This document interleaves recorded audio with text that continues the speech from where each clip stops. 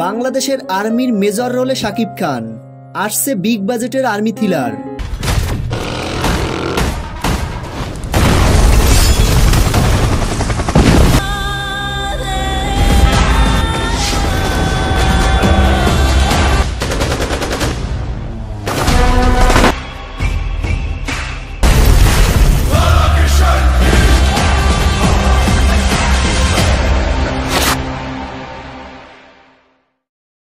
ক্যারিয়ারের 2 দশকেরও বেশি সময় অসংখ্য ভিন্নধর্মী চরিত্রে অভিনয় করলেও এবার প্রথমবারের মতো বাংলাদেশ সেনাবাহিনীর একজন কর্মকর্তার ভূমিকায় দেখা যাবে ঢালিউডের মেগাস্টার শাকিব খানকে।